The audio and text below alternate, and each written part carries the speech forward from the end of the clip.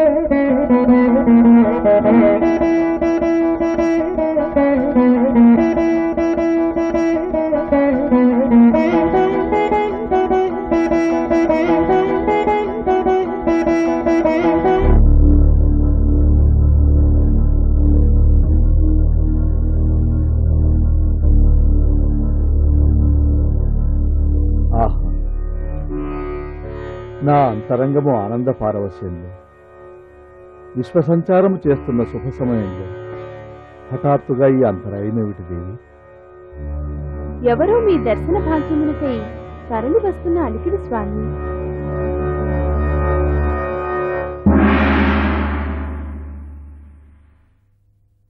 అనాథనాథ జగన్నాథ, ప్రాణదాత యోగ స్వరూప, ప్రణవామృత మహాశక్తి సృజనకర్త, సకల చరాచర జగత్ సృష్టికర్త, సత్యం జ్ఞానమనంతం పరబ్రహ్మమూర్తి, త్రిలోకైక నాదాదినాథ, విజయీ భవ, దిగ్విజయీ భవ. మునీశ్వరులారా, స్వాగతం, సుస్వాగతం. బ్రహ్మలోకానికి ఈ వేళ మీ రాకలోని పరమార్థం? మీ దర్శన భాగ్యము కన్నా పరమార్థమే ఉన్నది స్వామి. సకల చరాచర సృష్టికి ప్రాణదాతలు మీరు. సత్య జ్ఞాన శబ్ద చైతన్య శక్తులకు కర్త మీరు. సోహంకార అజప గాయత్రీ సాధనలకు అంతరార్థం మీరు. జగన్నాథులు మీరు. మీ దివ్య దర్శనమే మాకు మహదానందం కాదా తండ్రి? అమ్మా విద్యాస్వరూపిణి, అమృతవల్లి, కల్పవల్లి, బ్రహ్మపత్ని సరస్వతీమాత, నీకు జయమగుగాక. అయినదిగా దర్శన భాగ్యం, ఇక దయచేయండి.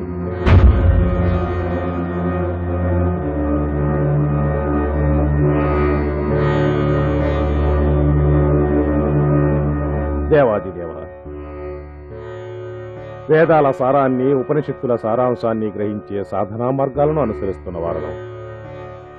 బ్రహ్మ విద్యను మించిన విద్య లేదని, బ్రహ్మమే జీవమని, జీవాత్మే పరమాత్మ అని నమ్మిన మాకు కొన్ని సందేహములు తలెత్తినవి.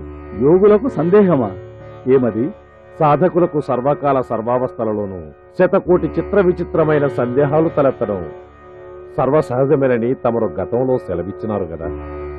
అడగండి.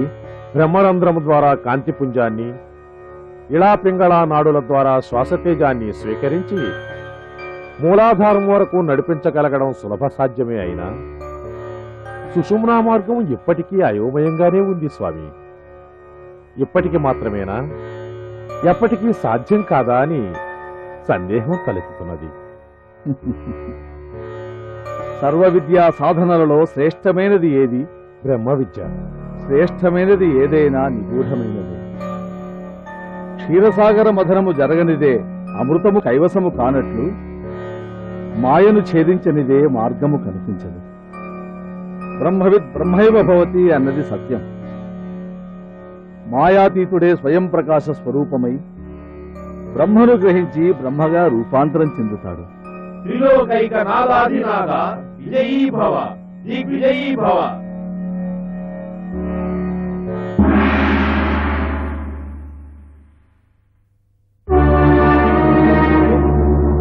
ఇది సాధారణ కోపము కానట్లున్నదే. ఏమైనది దేవి? నీ ఈ అసహనమునకు కారణమేమిటి? ఆ వచ్చిన వారి ధోరణికి కోపము రాక అనుగ్రహము కలుగుటకు నాకు మీ వలె 4-5 తలలు లేవు కదా. దేవి, అనాథనాథులట, జగన్నాథులట, ప్రాణదాతలట, యోగ స్వరూపులట, ప్రణవామృత మహాశక్తి సృజనకర్తలట, సకల చరాచర జగత్తు సృష్టికర్తలట. సత్యము, జ్ఞానము, అనంతము, సర్వస్వము మీరేనట. మీరొక్కరేనట. చెంత నేనున్నానని చింతైనా లేక మీ దివ్య దర్శన భాగ్యమే పరమార్థమని వారు చెప్తుంటే కోపమెందుకు రాదు? సకల చరాచర జీవరాశికి సోహంకారముగా శ్వాసనే చెలిస్తున్నది నేనే కదా దేవి. ప్రాణదాతను, సృష్టికర్తను, పరబ్రహ్మను నేనే అన్నది సత్యము కాదా? ముమ్మాటికి కాదు. నేను లేనిదే మీ సృష్టికి అర్థమేమున్నది? ధ్వని నేను, శబ్దము నేను, వాక్కు నేను, ప్రజ్ఞను నేను, విద్యను నేను, జ్ఞానము నేను, ప్రతిభను నేను, కళను నేను, పాండిత్యము నేను. కాదని అనగలరా? కాదని అనడానికి ఏమున్నది గాని ప్రాణము లేనిదే అవేవి కొరగావు కదా. నేను లేని ప్రాణశక్తికి అర్థమేమున్నది? జంతువులు, పక్షులు, క్రిమికీటకాలు సరే, మానవుల సంగతో? విద్య ఉంటే ఉండొచ్చు గాని విద్య ఒక్కటే చాలదుగా దేవి. నారాయణ నారాయణ నారాయణ. అదిగదిగో సరి అయిన సమయానికే వస్తున్నాడు నా మానసపుత్రుడు చిరంజీవి నారదుడు. ఇది సరైన సమయమా? కలహము తలెత్తిన చోట కలుగజేసుకొని కలతలు పెంచువాడు మీ తనయుడు. కలహబోధన ప్రియుడు కదా. నారదుడి కలహప్రియత్వం లోక కళ్యాణ కారకత్వమే కదా దేవి. పితృదేవులకు మనసాభివందనాలు, మాతృమూర్తికి శిరసాభివందనాలు. లోక కళ్యాణం అగుగాక. నారద, ఈ వేళలో నీవిక్కడ ఏదైనా బృహత్కార్యమా? అంతరంగము ప్రళయాంతరంగమై కలవరపరచగా కారణం ఏమై ఉండునా అని యోచించగా ఏ కారణము కానరాలేదు సరికదా. మా అమ్మ హంసవాహిని బంగారు పాదాలు కనుల ముందు సాక్షాత్కరించాయి. సుగంధమును పసిగట్టి భ్రమరము పుష్పమును చేరినట్లే కలహమును పసిగట్టే మహాశక్తి సంపన్నుడవు కదా. సర్వము సాక్షాత్కరిస్తాయిలే. నారాయణ నారాయణ, బ్రహ్మలోకమున కలహములేమి తల్లి, పరిహాసము కాకపోతే? అదిగో నీవు పలికిన ఆ ఒక్క మాట చాలును నారదా. ఇది బ్రహ్మలోకమే కాదనను, కానీ ఇది సరస్వతి లోకము కాదా ఏమి? కైలాసము కేవలము శివుడికేనా, పార్వతికి కాదా? వైకుంఠము కేవలము విష్ణువుకేనా, లక్ష్మికి కాదా? ఎవరు కాదన్నారు దేవి? ఈ బ్రహ్మలోకము సర్వస్వము నా వాణిదే, నా రాణిదే. ఆ ఇంతవరకు చూసితిమి కదా తమ చిద్విలాసము. ఆ మునీశ్వరులు విధాత ప్రాణదాత అని వేనోళ్ల పొగడుతూ ఉంటే మీరు మాట వరుసకైనను వారిని మందలించినారా? సకల చరాచర సృష్టికర్తను నేను గనుక. ఏమిటండి చరాచర సృష్టి? జంతువులు, కీటకాలు, వృక్షరాజాలు, మృగరాజాలు ఇవేనా? అటు చూడండి మానవులని. సృష్టిలో అన్నిటికన్నా సుందరమూర్తులుగా, జ్ఞానవంతులుగా, ఆలోచన, విచక్షణ, వివేకము కలిగిన వారుగా మానవులు వర్ధిల్లుతున్నారంటే కారణం ఎవరు? మీరా, నేనా? ఎంతటి అమాయకపు ప్రశ్న దేవి. నారాయణ నారాయణ, నేను చెంతనుండగా మీరిద్దరూ కలహమాడుట, మధ్యలోకి నన్ను లాగుట, నన్ను కలహభోజనం నిందించుట భావ్యమా తండ్రి? నువ్వే చెప్పు నారదా. మానవ జాతి సకల జీవరాశిలోనూ ఉత్తమోత్తమముగా వర్ధిల్లడానికి కారణం నేను కాదు?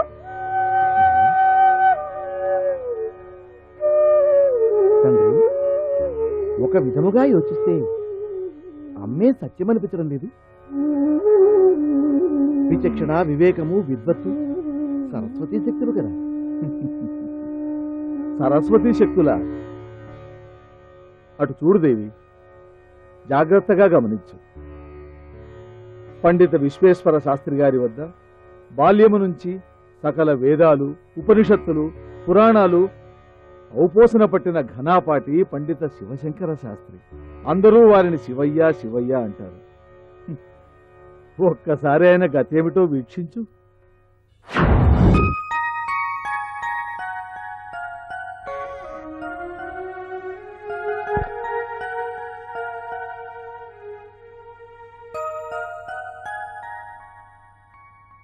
ఏమిటండి, చేతులు ఊపుకుంటూ వచ్చారు?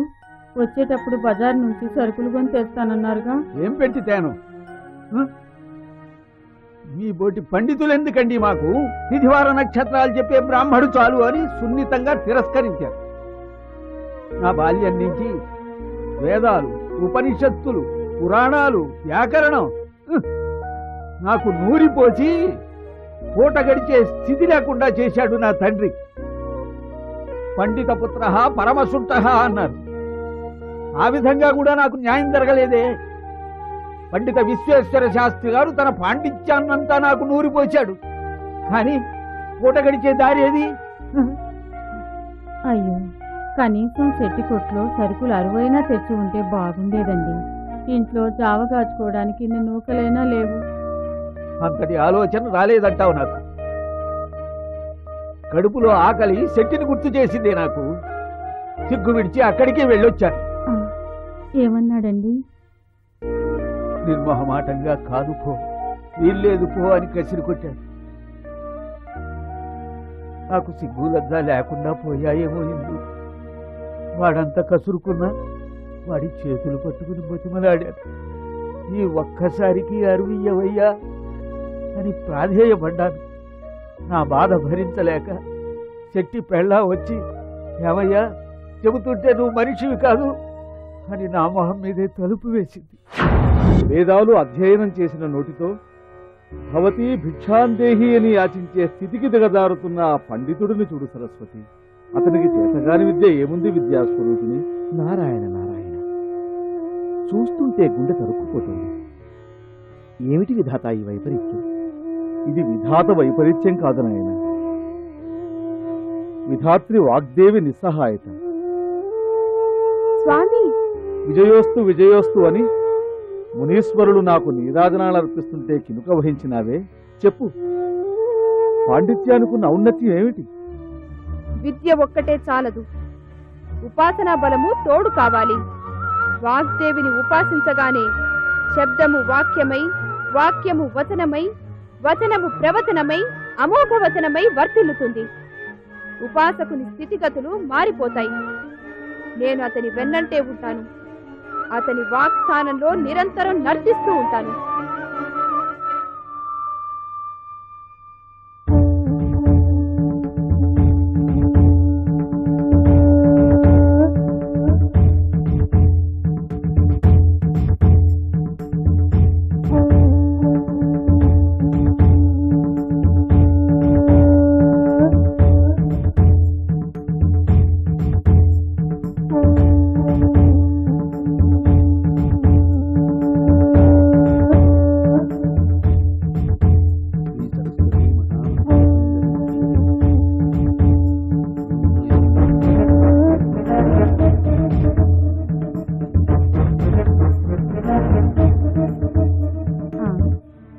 ఏమండోయ్, ఏమండి, బాగుందండి మీ వంట. ఇంటి యజమాని నిప్పులు తొక్కిన కోతులా చిందులు తొక్కి వెళ్ళాడు. పాలవాడు మీ పాండిత్యం పాడుగాను అంటూ తిట్టి మరీ పాలు పోసి వెళ్ళాడు. మందులు మాకులు కొనడానికైనా చిల్లి గవ్వ కూడా లేవు. అమ్మ, కాళ్ళ నొప్పులు, కీళ్ల నొప్పులు. మీరేమో ఇక్కడ ముక్కు మూసుకొని మంత్రాలు చదువుకుంటూ కూర్చుంటే ఎలాగండి? మంత్రాలకు చింతకాయలు రాలుతాయటండి. ఏమండోయ్ మిమ్మల్నే, ఏమండే? అబ్బబ్బబ్బబ్బబ్బబ్బా. ప్రశాంతంగా పూజ కూడా చేసుకొని ఇవ్వవేమిటే నన్ను? ఏ జన్మలో ఏ పాపం చేసుకున్నానో నువ్వు నాకు పెళ్ళానివిగా దొరికావు. జపమాల తీసుకోగానే మొదలెట్టావు కాకి గోళ. నీ నోరు పడిపోను. ఏమైంది ఇందు? ఏమైంది? పంతులు గారు, పంతులు గారు. ఎవరు? నేనేనండి, పానకాల ప్రసాద్ని.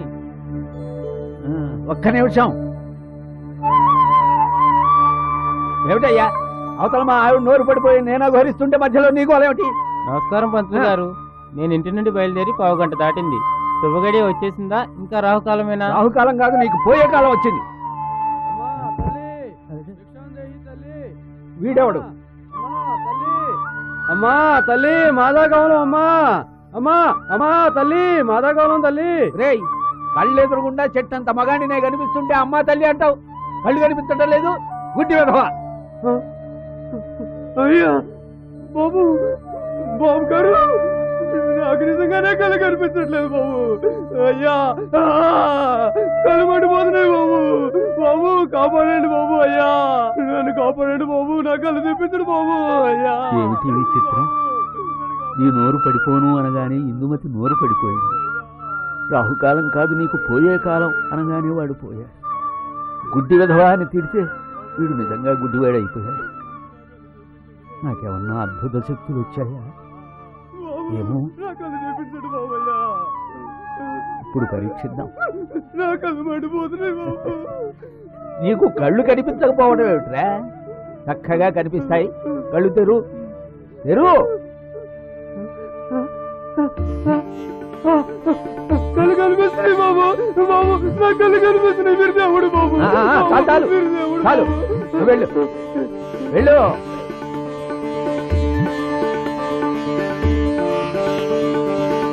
ఇదిగో నిద్రపోయింది చాలు, ఇక లేచి పరిగెత్తు మీ ఇంటికి. లే లే. నమస్కారం పంతులు గారు. ఇందు మాట్లాడలేకపోతున్నావా? ఏం కంగారు పడకో. ఇప్పుడు నువ్వు చక్కగా మాట్లాడగలవు. ఏది చిలకలాగా పలుకు.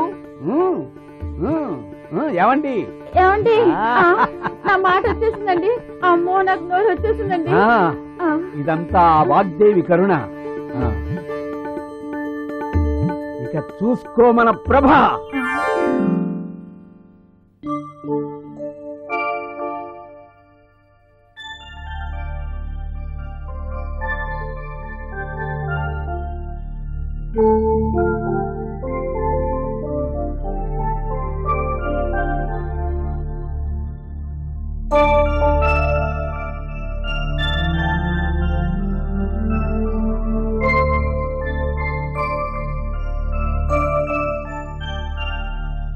ఏమండి, ఇదంతా మన ఇల్లేనా అండి? ఈ నగలు రతనాలు ఇవన్నీ మనవేనా అండి? అకస్మాత్తుగా ఈ వైభవం ఏమిటండి? అసలు ఇదంతా ఏమిటండి? ఆ శారదామాత కృపా కటాక్ష వీక్షణమే. ఊహ తెలిసిన దగ్గర నుంచి ఆ తల్లినే నమ్ముకున్నాను. మూలమంత్రాన్ని స్వరబద్ధంగా అంగన్యాస కరన్యాసాలతో సాధన చేశాను. ఈనాటికి నా ఉపాసన ఫలించింది. ఇందు ఆ తల్లి దయ. మీరేం కంగారు పడకండి. మీ బిడ్డ వివాహం జరిగిపోయేటట్లు స్వామివారు ఆశీర్వదిస్తారు. నాయనా, నీకేం భయం లేదు. మీ అమ్మగారి జబ్బు నయం చేయడానికి స్వామివారు మిమ్మల్ని తప్పకుండా అనుగ్రహిస్తారు. మీరందరూ శివయ్య స్వామిని నమ్ముకోండి. ఆయన తన భక్తుల్ని తప్పకుండా కాపాడతారు. ఓం శివయ్య స్వామి అయిన మహా. ఓం శివయ్య స్వామి అయిన మహా. అమ్మా ఇందువద్దమ్మా, మీ దేవన నాకు కవల పిల్లలు పుట్టారమ్మా.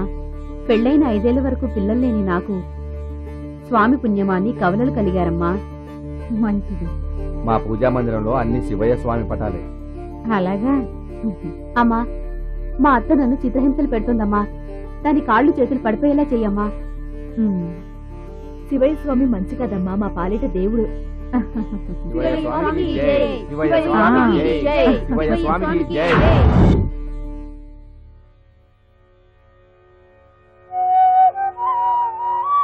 విద్యా జ్ఞాన శక్తులను సాధించిన వాడు ఉపాసనా బలంతో నన్ను ఎంత సులభంగా సిద్ధింప చేసుకున్నాడో చూడండి. నారాయణ నారాయణ. ఏమిటి నాయనా సందేహాస్పదంగా చూస్తున్నావు? ఆహా, ఆ పండితునికి వాక్శుద్ధిని ప్రసాదించావు కదా. ఎవరినైనా శపిస్తే వాళ్ళు శాపగ్రస్తులు కావాల్సిందేనా? వాగ్దేవి ఉపాసకుల వాక్కునకు తిరుగులేదు నాయనా. కాని వాక్శుద్ధిని శుభవాక్కులకే ఉపయోగించుకుని వివేకము కలిగినప్పుడు మానవుడు సుఖపడతాడు. సుఖపడతాడా? అది సుఖమేనంటావా దేవి? సందేహమా? అనుమానమే. సృష్టికర్తలు కదా, వేసిన ముద్రలే వేసి వేసి విసుగు పుట్టుంటుంది. అందుకే ఈ పరాశక్తిని శంకిస్తున్నారు. నేను శంకిస్తున్నది నీ పరాశక్తిని కాదు దేవి, మానవుడి దురాశక్తిని. బాబుగారు, బాబుగారు, ఏమిట్రా ఇలా వచ్చావు? బాబుగారు, బయట వాళ్ళ గోలేమిటి? వాళ్ళంతా మా వాళ్ళే బాబుగారు. బాబుగారు, వాళ్ళల్లో ఒకడికి కాలు లేదు, ఒకడికి చెయ్యలేదు, ఒకటి కుష్టి వేస్తూ బాధపడుతున్నాడు బాబుగారు. బాబుగారు, వాళ్ళందరినీ మీరే బాగు చేయాలి బాబుగారు. ఇక వాళ్ళకే రోగము ఉండదు. ఓ సంతోషం బాబుగారు. ఓ. మంచిది.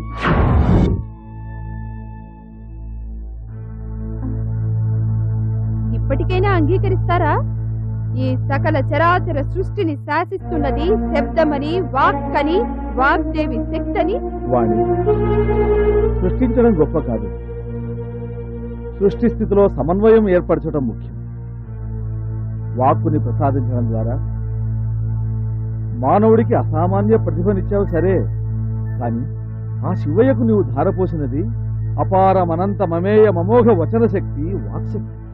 అతి సర్వత్ర వర్జయేతనే ఆర్యోక్తిని అనుసరించి ఇక నీ శక్తిని నీవు వెనుకకు తీసుకోవడమే ఉత్తమం దేవి. ఎందుకు? ఒక వాగ్దేవి ఉపాసకుడు రాజులను, రాజ్యాలను తలకిందులు చేయగల అసమాన ప్రతిభా సంపన్నుడని జగతుకు తెలిస్తే విధాత విజయోస్తు, ప్రాణదాత దిగ్విజయోస్తు అను జయ జయ నాదాలు అంతరించిపోతాయని భయమా? నారాయణ నారాయణ, తండ్రి గారి భావన అది కాదమ్మా. నాకు తెలుసు నీ కలహప్రియత్వం. వారి భావన నాకన్నా నీకెక్కువ తెలుసా? నారాయణ దేవి, వానరుడి చేతికి నారికేళం ఇచ్చిన మానవుడికి అమోఘ శక్తులిచ్చిన భవింపచారుడు దేవి. అటు చూడు.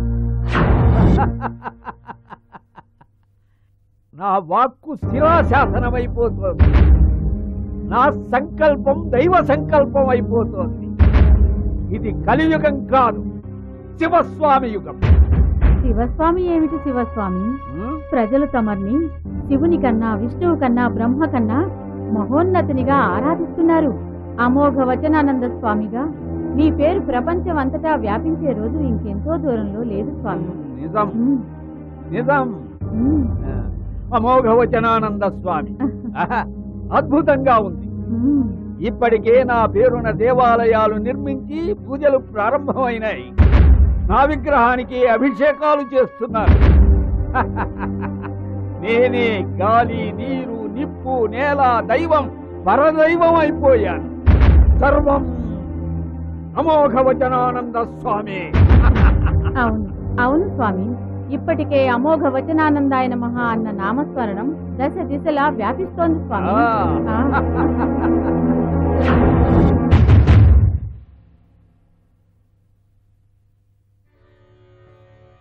చూశావా దేవి, మహిమలు చూపించకపోతే దీపమైనా వెలిగించిన జనం మహిమలు కనిపిస్తే చాలు తండోపతండాలుగా చుట్టుముట్టి ఉక్కిరిబిక్కిరి చేస్తారు. మానవుడికి మహిమలొస్తే మానవత్వం తన ఉనికినే మరిచిపోతుంది దేవి.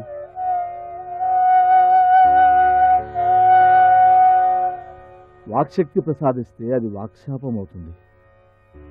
నీ అమోఘ వచనాశక్తితో దారిద్ర్య రేఖ దాటిన ఆ వేద పండితుడు నిన్ను నన్ను దాటి ముందుకు వెళ్ళిపోవాలని పరితపిస్తున్నాడు చూడు. దేవుడా నన్ను రక్షించు అని ఆక్రోశించిన నోరే దేవుడా వాడేవాడని వెక్కిరించే స్థితికి చేరుకుంటాడు. వద్దు దేవి, నీ అమోఘ వచనాన్ని ఉపసంహరించు.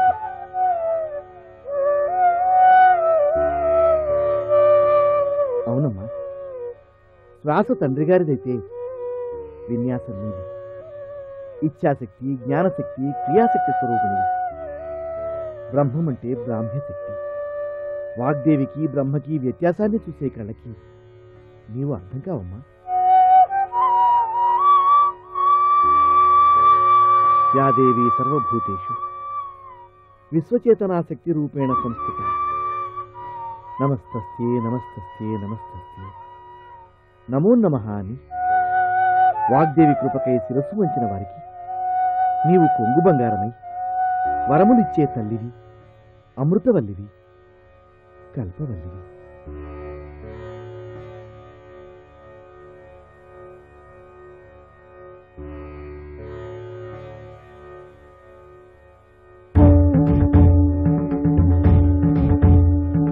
ఓరి మూర్ఖుడా, నేను నీకిచ్చిన అమోఘ వచన శక్తిని దుర్వినియోగం చేశావు. అందుకే నేను నీకిచ్చిన వరాన్ని ఉపసంహరించుకుంటున్నాను.